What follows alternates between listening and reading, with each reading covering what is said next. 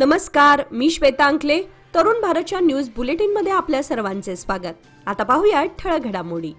बेळगाव शहरात मराठी भाषिकांच्या आस्थापनांवरील मराठी फलक हटवले जात असल्याच्या पार्श्वभूमीवर माजी नगरसेवकांच्या शिष्टमंडळाने आज बेळगाव महानगरपालिका आयुक्त शुभा बी यांची भेट घेऊन या संदर्भात निवेदन सादर केले. 1981 मध्ये कर्नाटक स्थानिक स्वराज्य संस्था कायदा देखील लागू करण्यात आला. तथापि आजही बेळगाव शहरामध्ये मराठी भाषिकांची मोठी लोकसंख्या असून त्यांच्या भाषिक अधिकारांचा आदर राखणे आवश्यक आहे, असे शिष्टमंडळाने स्पष्ट केले. महापालिकेच्या सर्व कामकाजात सूचना, परिपत्रके व फलकांवर मराठी भाषेचाही वापर अनिवार्य करण्यात यावा, अशी ठाम मागणी करण्यात आली. मराठी भाषिकांची सार्वजनिक व सांस्कृतिक ओळख अबाधित राहावी यासाठी मराठी फलक हटवण्याचे प्रकार तातडीने थांबवावेत, अन्यथा या विरोधात संघर्ष अधिक तीव्र केला जाईल, असा इशाराही यावेळी देण्यात आला. यावेळी माजी महापौर रेणू किल्लेकर, सरिता पाटील, वकील अमर येळूरकर, शिवसेना जिल्हाप्रमुख प्रकाश शिरोळकर, सुनील बाळेकुंद्री, शिवाजी सुंटकर यांच्यासह अनेक माजी व विद्यमान नगरसेवक मोठ्या संख्येने उपस्थित होते. कर्नाटक सरकारकडून करण्यात येणारी कन्नड भाषेची सक्ती तात्काळ थांबवावी आणि मराठी भाषेला सर्व शासकीय ठिकाणी मान्यता मिळावी या मागणीसाठी महाराष्ट्र एकीकरण युवा समिती सीमा भाग यांच्या वतीने आज खासदार जगदीश शेट्टर यांची भेट घेऊन निवेदन सादर करण्यात आले. यावेळी खासदार शेट्टर यांनी उद्या जिल्हाधिकाऱ्यांसोबत होणाऱ्या बैठकीत मी हा मुद्दा नक्की उपस्थित करेन, असे आश्वासन समितीचे अध्यक्ष शुभम शेळके यांना दिले.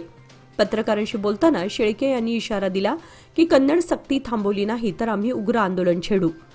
अलीकडे पार पडलेल्या कन्नड प्राधिकरणाच्या निर्णयामुळे सीमा भागातील मराठी भाषिकांवर अन्याय होत असून तो भारतीय संविधानाच्या विरोधात आहे.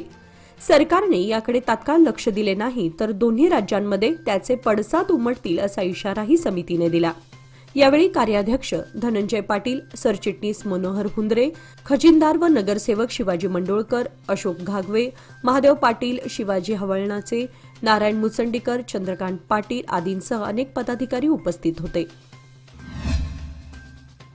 बेळगावसह सीमा भागात सुरू असलेल्या बळजबरीच्या कानडीकरणामुळे मराठी भाषिकांमध्ये तीव्र असंतोष आणि घुसमट निर्माण झाली आहे, अशी संतप्त भावना व्यक्त करत नगरसेवक रवी साळुंखे यांनी पंतप्रधान नरेंद्र मोदी यांच्या स्तरावर हस्तक्षेपाची मागणी केली आहे. बेळगाव महापालिकेत 100% कानडीकरण करण्यात आल्याचा आरोप करत साळुंखे यांनी महाराष्ट्राचे मुख्यमंत्री देवेंद्र फडणवीस यांना निवेदन सादर केले. या निवेदनात कर्नाटक सरकारला जाब विचारण्यात यावा, तसेच सीमा भागातील वास्तवाची पाहणी करण्यासाठी तज्ज्ञ समिती तातडीने बेळगावात पाठवावी, अशी मागणी केली आहे. साळुंखे यांनी आरोप केला की कानडीकरणाला विरोध करणाऱ्या महाराष्ट्र कर्नाटक समितीच्या नगरसेवकांना लक्ष्य करून त्यांच्यावर दबाव टाकण्यात येत आहे. काही कन्नड संघटनांनी तर अशा नगरसेवकांना हद्दपार करण्याची मागणी केली आहे. त्याचबरोबर पोलीस प्रशासनाच्या पाठबळावर मराठी भाषिकांवर अन्याय सुरू असल्याचाही आरोप त्यांनी केला. यामुळे सीमा भागातील जनतेमध्ये असंतोषाचं वातावरण असून या मुद्द्यांकडे केंद्र शासनाने गांभीर्याने लक्ष देण्याची गरज असल्याचे त्यांनी स्पष्ट केले.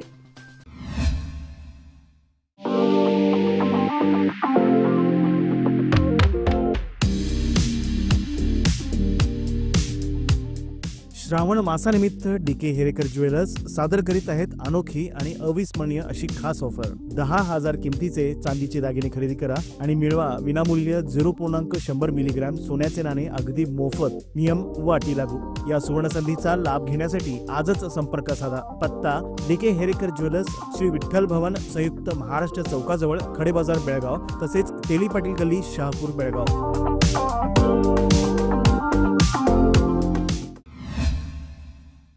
खानापूर तालुक्यातील गुंजी होबळी येथील कोंगळा जंगलात वसलेल्या गावाचे पुनर्वसन करण्यासाठी प्रशासनाने हालचाली सुरू केल्या आहेत, अशी माहिती जिल्हाधिकारी मोहम्मद रोशन यांनी दिली. कोंगळा येथील व्यंकट वय 52 यांची प्रकृती बिघडल्यानं ग्रामस्थांनी त्यांना खुर्चीवर बसवून पालखीप्रमाणे खांद्यावर घेत नदी पार करून रुग्णालयात दाखल केल्याची घटना समोर आली. ही गंभीर बाब लक्षात घेत प्रशासनाने त्या भागातील नागरिकांना सुरक्षित ठिकाणी स्थलांतरित करण्याचा प्रयत्न सुरू केलाय. दुर्गम जंगल परिसरातील नागरिकांना आवश्यक सुविधा व शासकीय योजनांचा लाभ मिळावा यासाठी सरकार कटिबद्ध असून स्थलांतराचा निर्णय मात्र स्थानिक ग्रामस्थांवर सोडण्यात आला आहे, असेही जिल्हाधिकाऱ्यांनी स्पष्ट केले. भीमगड अभयारण्य परिसरातील आरोग्यविषयक अडचणी लक्षात घेता ज्या ठिकाणी शासकीय सेवा पोहोचू शकत नाही तिथे वैकल्पिक उपाययोजना राबवण्यात येणार असल्याचंही त्यांनी नमूद केलं. बेळगावमध्ये आज प्रसार माध्यमांशी बोलताना बेळगावचे खासदार जगदीश शेट्टर यांनी गोव्याचे मुख्यमंत्री प्रमोद सावंत यांच्या वक्तव्यावर जोरदार प्रतिक्रिया दिली. ते म्हणाले की केंद्र सरकारने कळसा भांडुरा प्रकल्प योजनेला परवानगी नाकारली आहे असे विधान गोव्याच्या मुख्यमंत्र्यांनी केलं असून ते विधान अत्यंत चुकीचं आहे. कोणत्याही केंद्रीय मंत्र्यांनी प्रसार माध्यमांद्वारे किंवा संसदेमध्ये असं विधान केलेलंच नाही. तुमचा हक्क तुम्ही केंद्र सरकारकडे मांडावा. कळसा भांडुरा योजनेसाठी केंद्राकडे योग्य पद्धतीने दबाव आणण्यात आला आहे आणि लवकरच सकारात्मक निर्णय अपेक्षित आहे असं मत त्यांनी व्यक्त केलं. परंतु गोव्याच्या मुख्यमंत्र्यांनी केलेल्या चुकीच्या वक्तव्यामुळे अनावश्यक गोंधळ निर्माण झाल्याचंही त्यांनी यावेळी सांगितलं. मात्र या तुतुमैमैमुळे महाराष्ट्र, गोवा आणि कर्नाटकातील पाणी वाटपासंदर्भातील चर्चेला पुन्हा उधाण आलंय. श्रावण म्हणजे व्रतवैकल्याचा महिना. मंगळागौरीसह श्रावण शुक्रवारच्या पूजेलाही अनन्यसाधारण महत्त्व आहे. विविध रंगी आकर्षक फुलांची आरास करून देवी मातेची आराधना व पूजन केलं जातं. आपल्या परिवारातील व्यक्तींना उत्तम आरोग्य, दीर्घायुष्य, सुखसमृद्धी लाभावी, देवी मातेची कृपा सदैव आपल्या कुटुंबावर राहावी यासाठी स्त्रिया आवर्जून या श्रावण शुक्रवारचं व्रत करतात. बेळगाव शहरातील समादेवी गल्ली बेळगाव येथील श्री समादेवी मंदिरात दुसऱ्या श्रावण शुक्रवारी महिलांनी सकाळपासूनच देवीची ओटी भरण्यासाठी गर्दी केली होती. यामुळे मंदिर परिसरात भक्तिमय वातावरण निर्माण झालं होतं. सीमावादावर लोकसभेमध्ये आवाज उठवण्याच्या मागणीसाठी महाराष्ट्र एकीकरण युवा समिती बेळगाव आणि निपाणी तालुका महाराष्ट्र एकीकरण समितीच्या शिष्टमंडळाने खासदार निलेश लंके यांना निवेदन दिले. निपाणी तालुका मय समितीचे अध्यक्ष अजित पाटील यांच्या नेतृत्वाखाली सदर निवेदन सादर करण्यात आले. या निवेदनावर सकारात्मक प्रतिसाद देत खासदार लंके यांनी सीमा भागातील मराठी भाषिकांच्या व्यथा संसदेमध्ये मांडण्याचे आश्वासन दिले. त्याचप्रमाणे महाराष्ट्र एकीकरण समितीच्या मोर्चास आपला जाहीर पाठिंबा असल्याचे अधिकृत पत्रही त्यांनी समितीला दिले. मराठी भाषिकांच्या हक्कांसाठी दिलेला हा पाठिंबा महत्त्वपूर्ण मानला जात असून सीमा भागात लंके यांच्या भूमिकेचे स्वागत होत आहे. येणाऱ्या गणेशोत्सवाच्या पार्श्वभूमीवर शहरातील विविध गणेश मंडळांनी सजावट आणि देखाव्यांची तयारी सुरू केली आहे. उत्सव अधिक भव्य आणि आकर्षक करण्यासाठी मंडळांमध्ये उत्साहाचं वातावरण आहे. मात्र सण साजरा करताना ध्वनी प्रदूषण रोखणंही तितकंच महत्त्वाचं आहे. हे लक्षात घेऊन बेळगाव पोलीस प्रशासनाकडून आज डीजे सिस्टीमची ध्वनी मर्यादा चाचणी करण्यात आली. या चाचणीद्वारे डीजे सिस्टीममधून होणाऱ्या आवाजाची पातळी कायद्याने निर्धारित मर्यादेत आहे की नाही याची तपासणी करण्यात आली. साऊंड असोसिएशन ऑफ बेळगाव यांनीही या प्रक्रियेत पोलीस प्रशासनाला सहकार्य केले. चाचणीनंतर पोलिसांनी सर्व गणेश मंडळांना ध्वनी मर्यादा काटेकोरपणे पाळण्याचे स्पष्ट निर्देश दिले आहेत. नियमांचं उल्लंघन झाल्यास संबंधित मंडळांवर कारवाई करण्यात येईल असंही प्रशासनाकडून स्पष्ट करण्यात आलंय. या चाचणीवेळी पोलीस आयुक्त भूषण बोरसे, पोलीस उपायुक्त नारायण बर्मणी यांच्यासह इतर वरिष्ठ अधिकारी उपस्थित होते. शुक्रवारी मादिगा समाजाच्या वतीने आरक्षणाच्या मागणीसाठी बेळगावातील डॉक्टर आंबेडकर उद्यानापासून चन्नामा चौकापर्यंत रास्ता रोको आंदोलन करून जिल्हाधिकारी कार्यालयापर्यंत मोर्चा काढण्यात आला. यावेळी जिल्हाधिकाऱ्यांच्या मार्फत मुख्यमंत्र्यांना उद्देशून निवेदन देण्यात आले. यावेळी आंदोलनामध्ये सहभाग घेतलेल्या आंदोलकांनी राज्य सरकारवर असा आरोप केलाय की सर्वोच्च न्यायालयाचा निर्णय येऊन वर्ष उलटलं तरीही सरकार अंतर्गत आरक्षण लागू करत नाहीये. काँग्रेस सरकारने मादिगा समाजाशी विश्वासघात केल्याची तीव्र प्रतिक्रिया आंदोलकांनी या दरम्यान व्यक्त केली. या प्रसंगी बहुसंख्येने मादिगा समाज बांधव उपस्थित होते. धर्मस्थळ परिसरामध्ये आढळलेल्या मृतदेहांच्या अवशेषांच्या प्रकरणाची चौकशी आता विशेष तपास पथक SIT मार्फत सुरू झाली असल्याची माहिती खासदार जगदीश शेट्टर यांनी आज पत्रकारांशी बोलताना दिली. एका अनामिक व्यक्तीच्या माहितीवरून संबंधित ठिकाणी उत्खनन करण्यात आलं असून मृतकांची ओळख व मृत्यूचं कारण शोधण्यासाठी वैज्ञानिक तपास सुरू आहे. यासाठी DNA चाचणी आवश्यक असल्याचं मत शेट्टर यांनी व्यक्त केलं. या प्रकरणाची निष्पक्ष चौकशी व्हावी व दोषींवर कठोर कारवाई करण्यात यावी अशी मागणीही त्यांनी केली. तसेच कोणत्याही धर्मपीठ वा धार्मिक संस्थेची बदनामी होऊ नये याची विशेष काळजी घेण्याची गरज असल्याचंही त्यांनी नमूद केलं. या खळबळजनक घटनेमुळे संपूर्ण राज्याचं लक्ष या तपासाकडे लागलंय. कोयना जलाशय सध्या 71% भरलं असून परिस्थिती पूर्णतः नियंत्रणात आहे अशी माहिती जिल्हाधिकारी मोहम्मद रोशन यांनी आज पत्रकार परिषदेत दिली.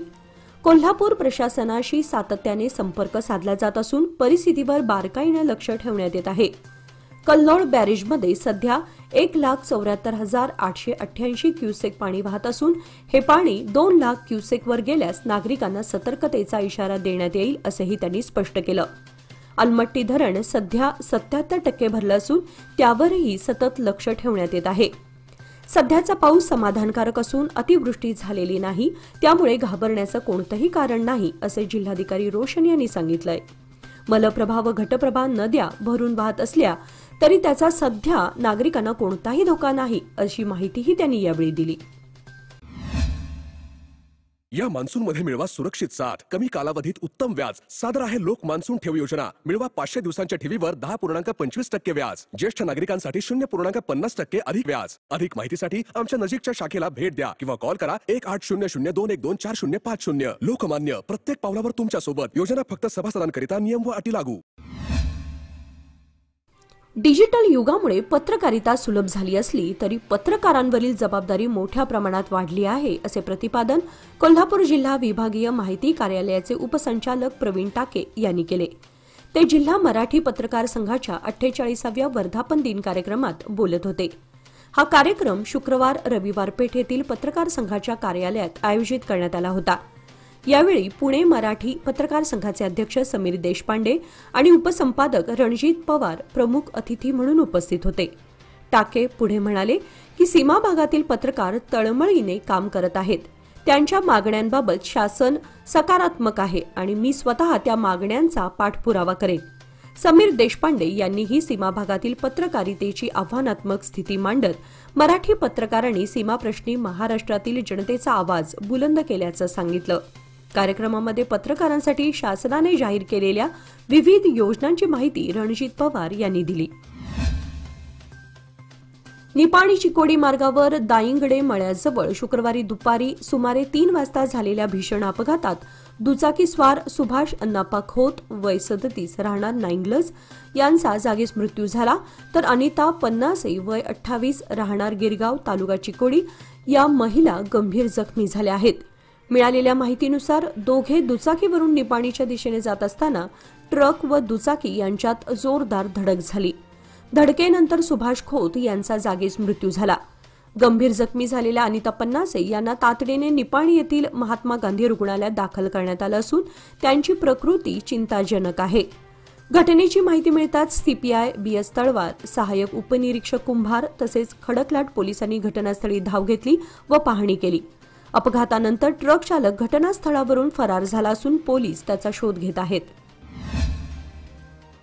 हुक्केरी तालुक्यातील मणगुत्ती येथे छत्रपती शिवाजी महाराजांच्या पुतळा उभारणी दरम्यान झालेल्या विटंबनेच्या प्रकरणात मराठा नेते दिनेश कदम यांच्यावर यमकनमर्डी पोलीस ठाण्यामध्ये दाखल गुन्ह्याची सुनावणी आज 31 जुलै रोजी संकेश्वर सत्र न्यायालयात होणार होती.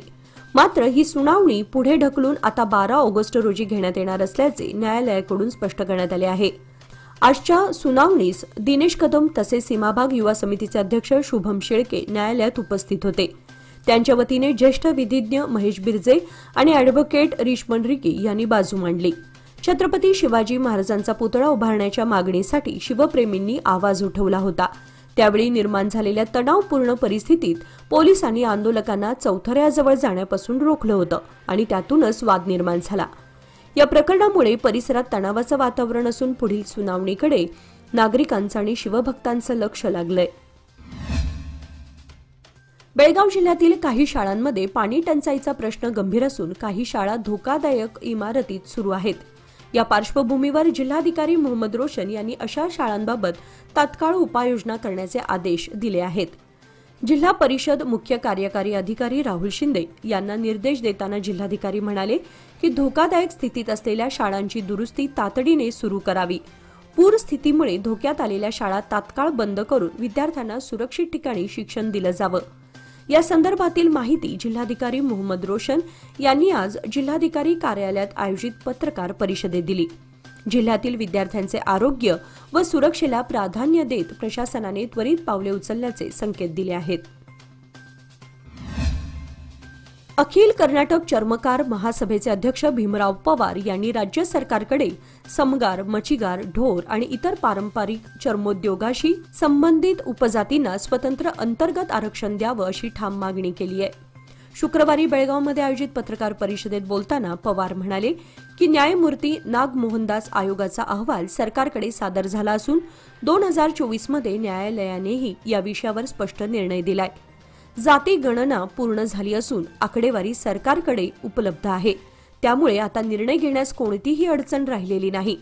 त्यांनी मागासवर्गीय समाजातील विविध घटकांना न्याय देण्यासाठी आरक्षणाच्या धोरणांचा योग्य पुनर्विचार होणं आवश्यक असल्याचं सांगितलं. चर्मोद्योगाशी संबंधित समाजातील अनेक उपेक्षित घटक वर्षानुवर्षे सामाजिक व शैक्षणिक अन्याय सहन करत आहेत. त्यांना योग्य प्रतिनिधित्व आणि हक्क प्राप्त होण्यासाठी स्वतंत्र अंतर्गत आरक्षण देणं अत्यावश्यक आहे असे पवार यांनी स्पष्ट केले. बेळगाव पोलीस दलात प्रदीर्घ सेवा बजावणारे आणि आपली जबाबदारी प्रामाणिकपणे पार पाडणारे 3 पोलीस अधिकारी नुकतेच सेवानिवृत्त झाले. या अधिकाऱ्यांचा सन्मानपूर्वक निरोप समारंभ बेळगाव शहर पोलीस आयुक्त भूषण बोरसे यांच्या अध्यक्षतेखाली पार पडला. राजेसाब हवालदार, बहुर अहमद पिरजादे आणि केम्पन्ना गोणी या सेवानिवृत्त अधिकाऱ्यांचा यावेळी विशेष गौरव करण्यात आला. त्यांच्या कर्तव्यनिष्ठ आणि निस्वार्थ सेवेसाठी सहकाऱ्यांनी कृतज्ञता व्यक्त केली. या कार्यक्रमास पोलीस उपायुक्त क्राईमचे निरंजन राजे अरस, पोलीस उपआयुक्त नारायण भरमणी यांच्यासह पोलीस विभागातील अनेक वरिष्ठ अधिकारी आणि सहकारी मोठ्या संख्येने उपस्थित होते. निवृत्त अधिकाऱ्यांच्या सेवा योगदानाची आठवण करून देताना त्यांच्या पुढील वाटचालीसाठी सर्वांनी शुभेच्छा दिल्या. याचबरोबर आजचे बातमीपत्र इथे संपले. अधिक माहिती आणि ताज्या घडामोडींसाठी पाहत रहा तरुण भारत न्यूज चॅनल. तसेच आमच्या चॅनलला लाईक, शेअर आणि सबस्क्राईब करायला विसरू नका. आणि विश्वासार्ह बातम्यांसाठी दररोज वाचा दैनिक तरुण भारत. धन्यवाद.